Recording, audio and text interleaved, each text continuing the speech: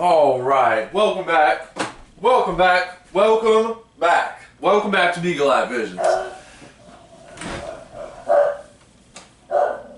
Squirt. Squirt.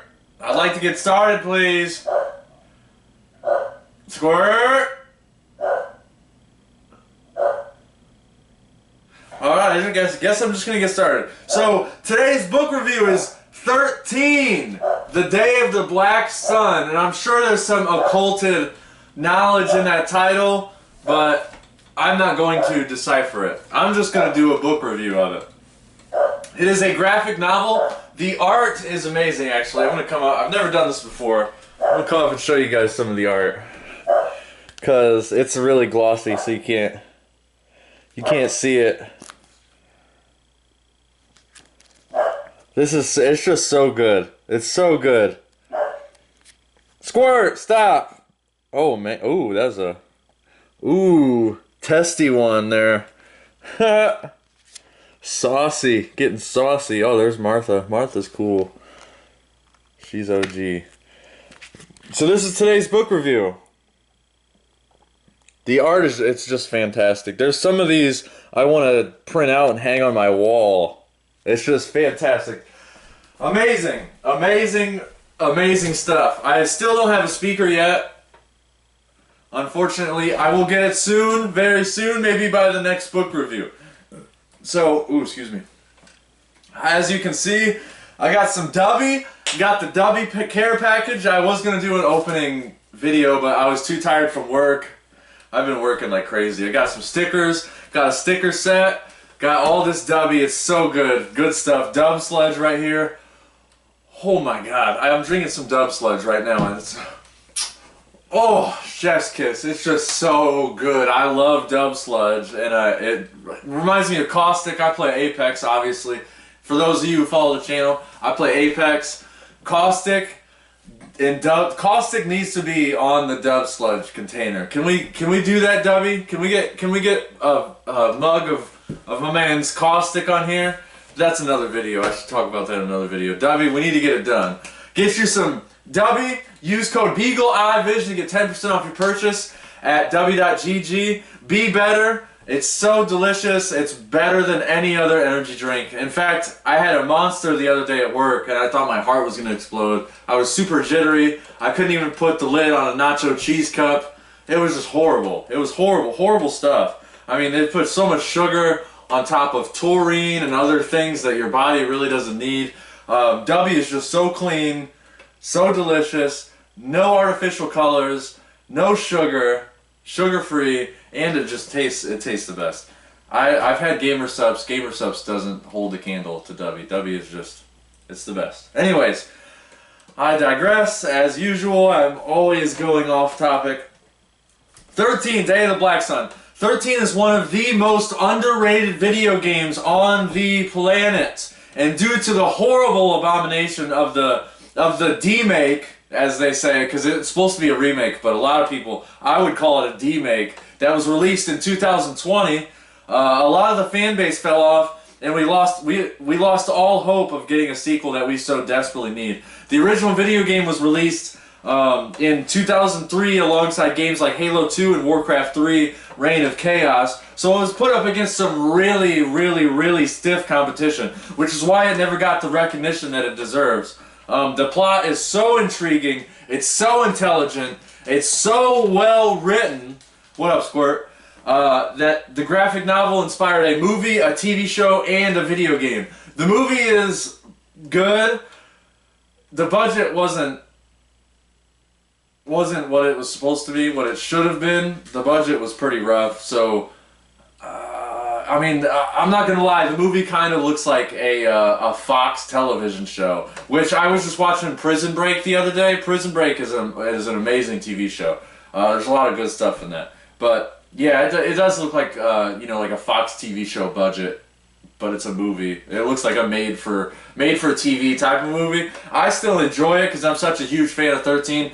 But there's also a TV show. I wanted to check out the TV show, but again, I've been working. I haven't had the time. I'll probably watch it tonight or something after this book review.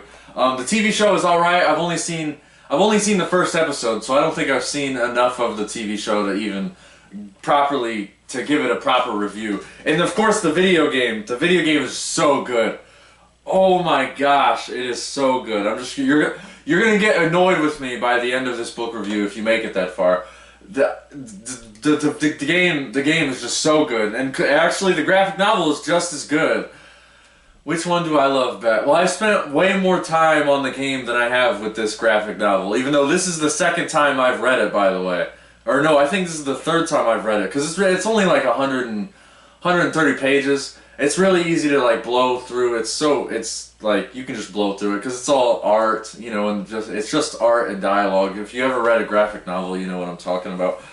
V for Vendetta is kind of a more complex graphic novel than 13. 13 is pretty like easy to read, but the story is still really good. It'll have you sitting on the edge of your seat, as they say. There's some really tense parts, and the characters are awesome, or at least to me. I love all the characters. Like I feel like there's a they have a sense of being human, right? The characters are really awesome. Squirt, stop it. So the plot, chapter 1 opens up with the old timer attempting to catch some fish and hanging out with his golden retriever Pronto.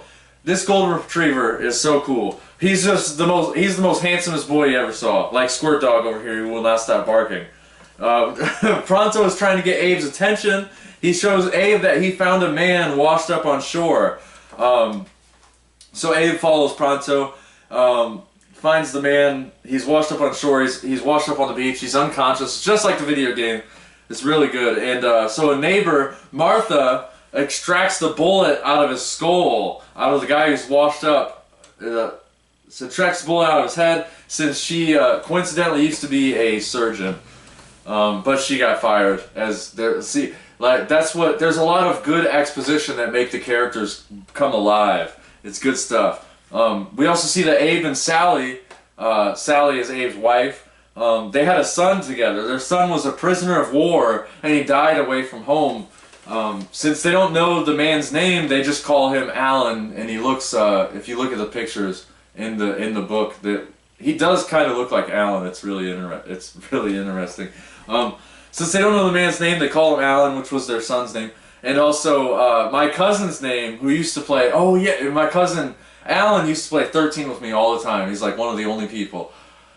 Alan and Adam used to play we used to play 13 together, because on the video game you could play, on the original at least, there was a mode where you could play against bots, and it was really fun. Just kind of like 007 Nightfire, for those of you who love first-person shooters like I do. You know what I'm talking about.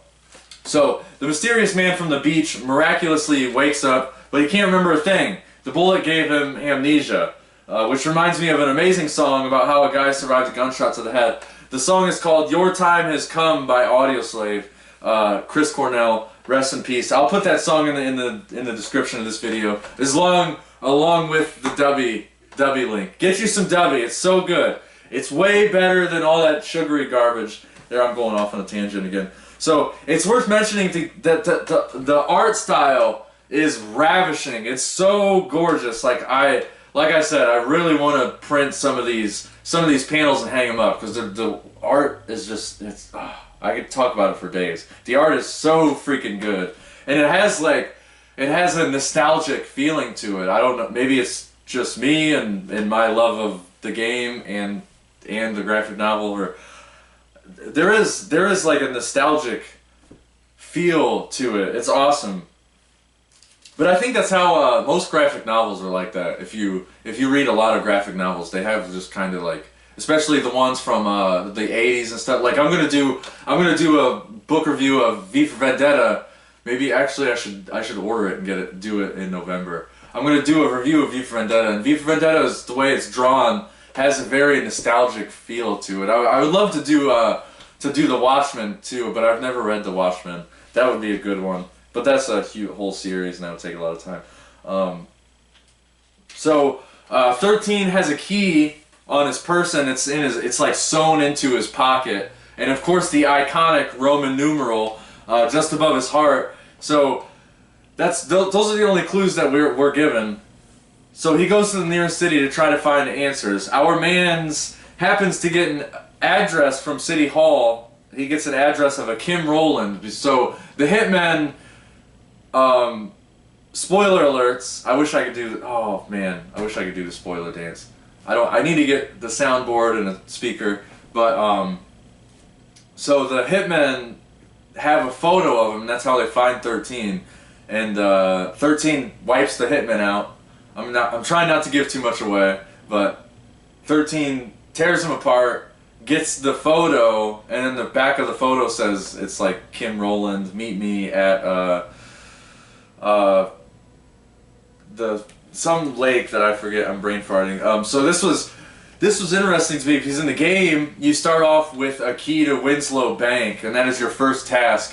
Once you wash up on the beach, a lifeguard finds you and she helps you up and puts you in bed, and then the hitmen come and attack you in the game, and then you have a key and you get inside of a truck and then you get to the bank. But so it's a little different in the graphic novel, which was kind of cool, I thought. So entering the home, Alan sees the house has been ransacked, and all he gets more questions with no answers. Then he finds a bank key that a police officer shows up and asks, where is the money for the Black Sun?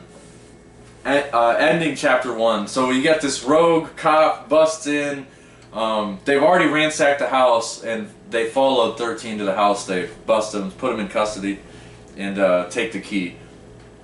So in chapter 2 we meet Colonel Amos after he goes to the bank, gets away from the rogue police officer, and then Colonel Amos gets him and busts him in custody. So it's Colonel Amos, he's actually a good dude. In the game, I thought he was a much more interesting character in the game. In the graphic novel, I think he's too serious in the graphic novel. But everything that he goes through is very heavy. He goes through a lot of heavy stuff, which kind of makes the seriousness makes sense.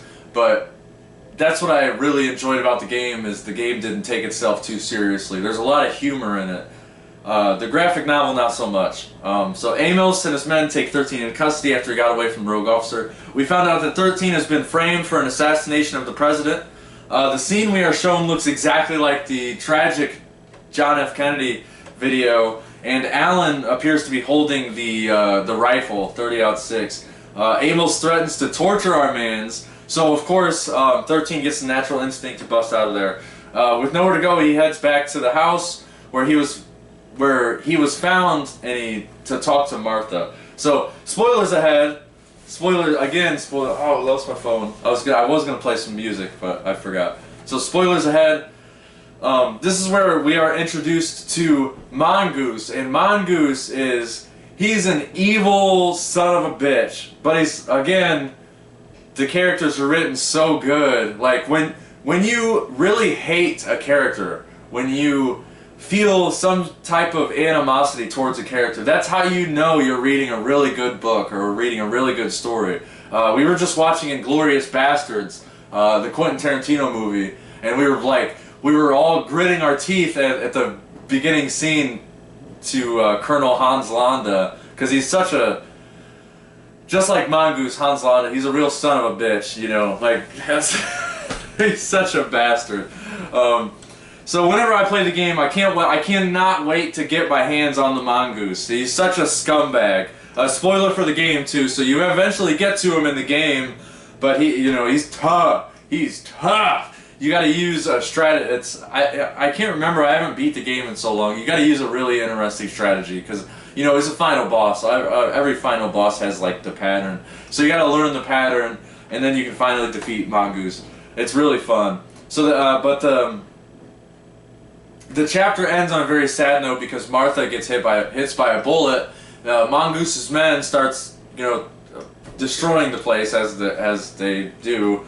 And even the name Mongoose, you could relate that to the mongooses are a pretty savage beast. Martha gets hit by a bullet, and then it fuels 13's revenge even more. And 13 jumps on a train to track down the mongoose. So he follows right on his tail after all this happens. Beginning chapter 3. Chapter 3 13 infiltrates a military base somewhere in the mountains. This is where we meet General Carrington. Now, in the game, General Carrington is an absolute legend, even though he's an order-following coward. And I would like to add, break away from the book real quick, the moral of the story is, don't become an order-following coward, because everything that happens in this book, even Abe and Sally, what happens to Abe and Sally, spoilers, they tragically pass away. None of this would have happened if 13 was an order-following coward, if Abe and Sally's son Alan was an order-following coward. Just don't be an immoral order-following coward. It's the demise. When you become a soldier, your soul is dead. Your soul died. If you study the green language of the word soldier, if you become a soldier, you know, I've got soul, but I'm not a soldier. If you ever heard that song before, it's true. It's so true. It's very important to study that green language. Chris Jansen on the End Evil podcast just did a really great live stream, and also CubbyWhole's most recent episode was getting more into green language. It's so good, and it's very satisfying to study that type of information. And you could take it with you everywhere. It's just so good, so good. Now I'm going off on a tangent again. So in the game, Adam West is the voice of the general, and he plays it with perfection. Although I may be biased because between playing the 13 video game and Adam West also is a voice in Family Guy, he just hits my funny bone every time. He kills me. It's just so funny. And like I said, the video game has a lot more humor than what the graphic novel. The graphic novel is really serious. So Carrington explains that 13's identity matches Captain Steve Rowland's identity, even down to his fingerprints. Rowland was on a chopper during a SPADS mission. SPADS means Special Assault and Destroy Squads. Again, don't become an immoral order-following coward, and none of this will happen to you. But there's a lot of propaganda in it, and then even like when you watch. I know I said this on the Crazy Life Story podcast, but when you watch movies like Saving Private Ryan or even Inglourious Bastards, I'd say I would call it propaganda because it makes you look up to the military. Like, maybe it's a good thing to join the military. Maybe it is a good thing because, you know, especially in Inglourious Bastards, it makes the bastards look like good guys. But even though at the end of the day, that's why I love the title, because they're still bastards. They're still order-following cowards. Even though they are doing some good work, they're still order-following cowards, fighting people and fighting wars for other rich dudes, and it's sad. It's sad. It really is. The Illusion always talks about that too. So, Special Assault and Destroy Squads. The chopper that was intended to bring Steve and his men home was destroyed. Yet Steve somehow survived. There's not a whole lot of action in this chapter. Lieutenant Jones takes Rowland to his childhood home, where the locals are discussing property distribution. And the locals are all arguing with each other, and arguing with 13's dad, actually. So 13 kicks everybody out of the house, and we discover Rowland's father. Rowland's father gets tied up with this young gold digger, and 13's uncle and the gold digger they got some plotting, red flags and clues. They got some plotting and scheming going on. Shout out to Conyac. I will leave a link to Conyac's music down here. That's why I said red flags and clues. That was an Easter egg to Conyac. If you don't know who Conyac is, if you didn't know that reference, what are you doing with your life? Stop listening to Drake. Shut Drake off and start listening to Conyac, because Conyac knows about them red flags and clues. He's a legend. I will hopefully do an interview with Conyac in the not too distant future. We gotta, yeah, that'd be. I miss those guys. Miss Conyac and Valedictorian. Everybody in 765. Shouts out to those guys. They're the real OGs. So the next day, 13 goes to a local photographer to try and find out where his wife ran off to. Because we find out that 13 has a wife, that he's married. the photo Alan finds from a hitman says to meet her where the Indian walks. That's all it says. That's all the photo says. So at the end of the chapter, the locals bust into the photography shop and put the store owner in custody. They tie him bound to a chair. This poor old store owner, it seems like he's at the age where he needs to retire, but everybody knows how BS this country is. Even when you retire and you can still get Social Security, but still not enough to live off of. I talked about that in the Most Dangerous Superstition book review that I'm constantly referencing. Such a good book. If you haven't seen Larkin Rose's movie The Jones Plantation, it is so good, so good. The Jones Plantation is 10 out of 10. Just like this graphic novel is absolutely 10 out of 10. It's so good. So here, let me get some more dub sludge here.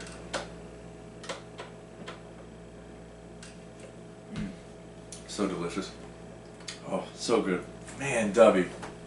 I don't know how you guys do it. How do you guys do it at Dubby?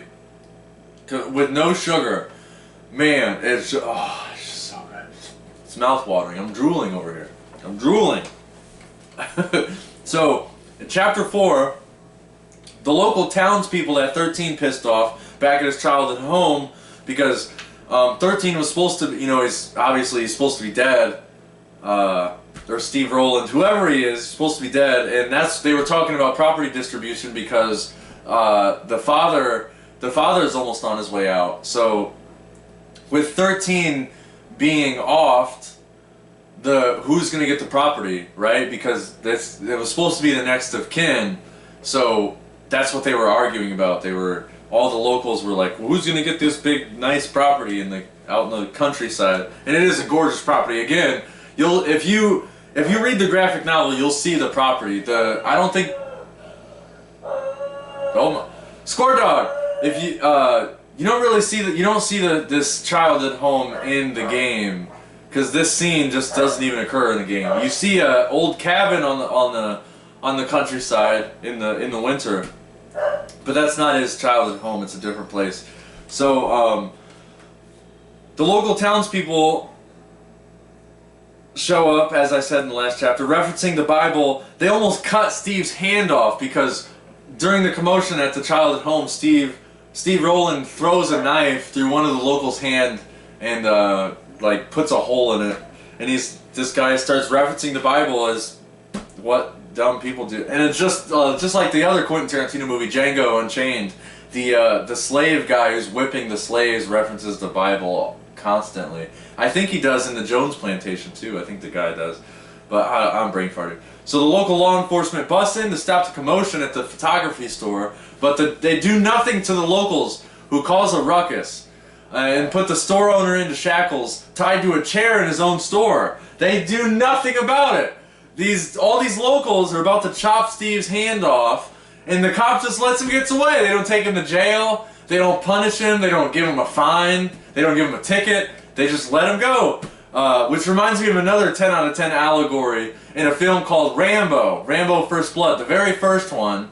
The later movies where Sylvester Stallone is a little bit older, the later movies don't really have much allegory. He's just a veteran going into random towns and rescuing the refugees, which is still cool, but the allegory isn't as deep as the original First Blood movie. It's so good. And as a veteran, he goes into the town and he's just trying to get help. He's trying to find his old veteran friends. He's trying to find and then he finds out a lot of his friends passed away because they're also vets. And then again, the local law enforcement in Rambo, they do nothing to help him. It's so frustrating.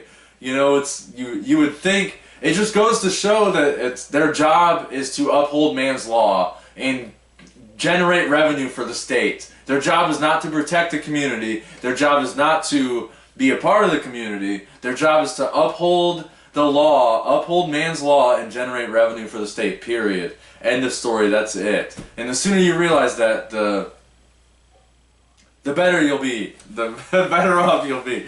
So, the allegory of Rambo and 13, in my opinion, are just be a moral human being. It's not that hard. Again, I wrote it in my notes, so I'm going to say it again. Do not become an order-following coward that destroys the life of sentient beings for a paycheck. In both allegories, these men wouldn't be suffering if they thought for themselves and said no to the satanic cabal that we know as the military. And again, on the most recent CubbyWhole episode, he breaks down the word military, I believe. If I need to listen to it again. I need to get back to the grinding, but hopefully I need to find a different mic cord. But see, now I'm going off on a tangent again. So here's our first quote. I don't have many quotes for this graphic novel because it's not like 1984 where there's a lot of text. Most of it is art.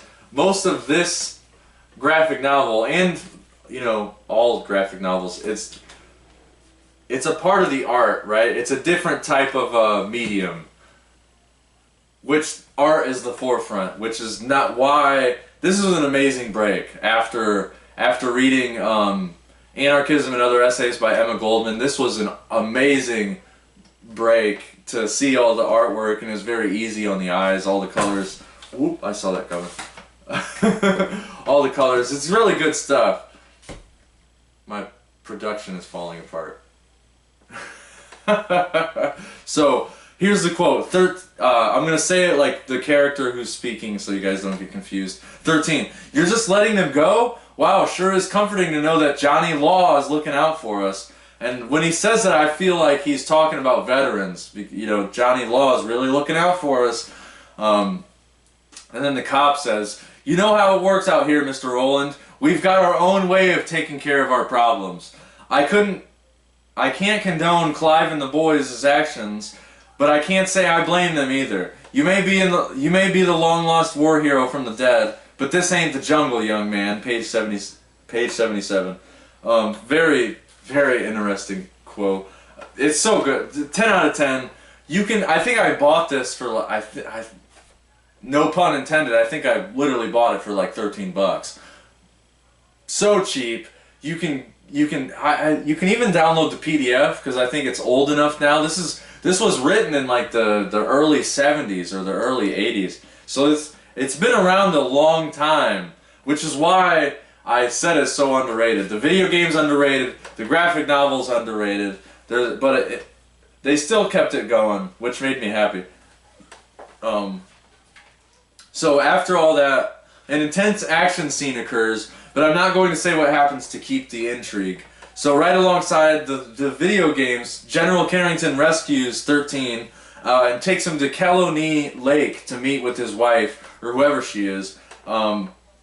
She ends up, when he does meet up with her, he does find her, they do meet up, and she reveals that she also has a number. So she's a part of the cult, or the secret cabal of all these, Roman numeral numbers, and she is XVII, which is number 17. So he's 13, and in the video game, I think they say there's 21 conspirators for this group. So, and in the video, a fun part of the video game is that you go through all the numbers, not in concert, not in the what's the word I'm looking for? Not in order. You don't find the characters in order, but you do end up killing. You get like number 1, number 2, number 3, number 4, all the way up to I think there's 2 or 3 of them that you don't get to because even the video game is left off on a cliffhanger, which is why I said we desperately need a sequel to the video game, a good sequel to the video game. So he reveals the chick reveals her number. She's number 17, taking us deeper into the rabbit hole. She manages to get away from the scene, and it doesn't end like the game because 13 again, he gets busted. This guy's always getting busted. He gets busted by the local authorities, like I said, yet again, and we see Alan/Steve on trial, and all the witnesses of the events that have occurred over the past few days, with like the locals busting in his childhood home, and then the locals busting in the photography store. And again, even you see all these characters and all these witnesses, they're on trial and they're saying what they saw. But again, it makes me so angry that nobody ever talks about the locals about to chop off this dude's hand. They almost chop off 13's hand. Like, he's got the butcher knife, but then the local authorities ends up like shooting the they shoot the weapon right before they're about to chop his hand off. And in court, on trial, none of that comes up. Like, even right in front of the judge, the locals still get away with causing violence and busting in this dude's old photography store. And, like, this frail old man, they tie him to a chair. Like, it's just such, it drives me nuts. Call it a plot hole. I mean, realistically, that's how police officers are. They never, the guilty never get busted, right? It's always the, yeah. Freaking brain farted. So, you see all the witnesses on trial, they say their story. The judge deems Steve, or 13, judges him guilty and puts him on the life sentence in a maximum security penitentiary. I'm going to drink some more of this Debbie. Get some dub sludge. Then I'm going to eat some pizza right after this. So, chapter 5. Another uneventful chapter. There's a lot of good exposition, similar to the game. But again, I'm not going to reveal everything. Jones sets up a fake suicide to get into Plain Rock, and Jones is so cool. Like, but in the graphic novel, I don't know if I like her as much. I think in the game she's much more interesting character, but in the graphic novel she doesn't have much to say. She doesn't say much. They don't give her much exposition. Maybe we'll find out more about her in the next volume, but I don't know. We'll see. So Jones sets up the fake suicide, gets into Plain Rock, the asylum where 13 is being held captive, and Dr. Johansson ends up being a horny tard. And he lets Jones, Lieutenant Jones, stay right in the office, like, so they're almost sleeping together. It's hinted that she does kind of sleep with him, which is really weird. Chapter 6 is much like the game, with some additional characters. There's a character of Billy. Oh yeah, speaking of Prison Break, the character of Billy reminded me of Prison Break. So the character of Billy is really interesting. Billy got taken into custody because he got his father's shotgun and walked around his neighborhood, and I think, I can't remember, I might be, don't quote me on this, might be wrong. I think Billy shot and killed about 4 or 5 people in his neighborhood, and that's why they took him to the asylum. So Billy tells his story to 13, and Billy decides that he needs to break free with 13, but he comes off as a moral human being. He comes off as very sweet, like he made a mistake and he didn't want to be in, he basically claims that he was innocent and that he had this little episode, he didn't know why he did it, but now he wants to break free and get freedom because of Dr. Johansson is really evil. The things that he's doing to the patients is rough. It reminds me of Mortal Kombat Annihilation, or the Mortal Kombat Legacy. It was a short mini-series. Really good. There's one of the doctors tortures Raiden, and the way that he tortures Raiden is it's appalling. It's appalling, it's baffling, it's unbelievable, and Dr. Johansson is the same exact way. He does some seriously messed up stuff to some of the people in this asylum. So, 13's Celly, Billy, he decides he wants to break free, and it leads to a really intense situation with the warden of the asylum. And again, I'm not going to give too much because I feel this is a very underrated, so underrated graphic novel. The video game's underrated, the graphic novel's underrated. People are not talking about this stuff. People need to talk about books more often. I'm going to say it every episode. People need to talk about books more often. People need to read books more often. This is just good stuff. It's a much better medium than what you get from binge watching Netflix. Especially and Cobra Kai is still going. They're on season 6. Cobra Kai steered away from. Oh, now I'm steering away from the subject. But just like Cobra Kai did, I don't know. It went out of control with that show. It was really good. It was really grounded and realistic. and believable, but then it just got out of control, and they got way too much money for their own good. Yeah. Off on another tangent again. So this being a graphic novel, we are left, you know, most graphic novels they leave you with huge cliffhangers, like, exasperated gasp. It's not like, what's gonna happen next? I don't know. You have to buy the next graphic novel to find out. But this is, the way that this is put together, this is like a series of 7 to 10 comics all put into one volume, because they're released in, like, this is volume 1. I don't know if you saw that when I showed it to you guys earlier. So there's a huge, grandiose cliffhanger, and it makes me want to buy the next volume. Which, after I finished this finished this graphic novel about Wednesday. It is now Monday, and a few nights ago I ordered the second volume, and it was only $12. It was like $12.16. $12 and some change will get you this very shiny, very not this one, because I ordered the second volume, but just like the second volume, you can get this super cheap. I mean, there's absolutely no excuse. And I know for those of you who watch too much Netflix, you need to start reading. Read more. Read more. Read The Most Dangerous Superstition. It's just good stuff. Use code BeagleEyeVision at w.gg. Get yourself some W. It's good. Amazing. Amazing stuff. Next episode, hopefully, maybe I will have a soundboard and a speaker again.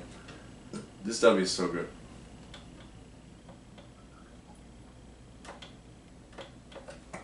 Oh, yes. Tasty stuff. So, thank you if you made it this far. The next book review, since I have a kind of a head start, the next book review is going to be The Biology of Belief by Dr. Bruce H. Lipton. Now, this book is amazing. It's all about how we are not controlled by our genes. Dr. Bruce Lipton discovered about, I think it was maybe 10 years ago or early 2000s, he discovered that we are not a product of our genes. We control our genes. But most people, most people falsely believe that, like, oh, if you're balding, you get it from your mother, or if you're balding, you get it from your father. It's like, oh, it's genetics. It's just genetics. The shape of your body is just genetics. A lot of people believe that, but that's why that's what this book is all about. He did a study that proves through biology that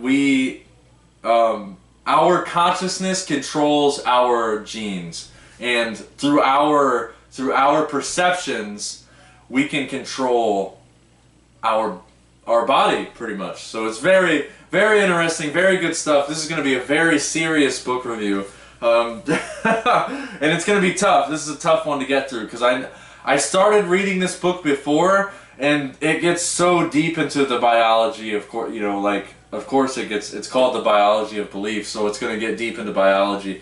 So it's tough to follow. I know the intro is really easy to read, but it does get into stuff like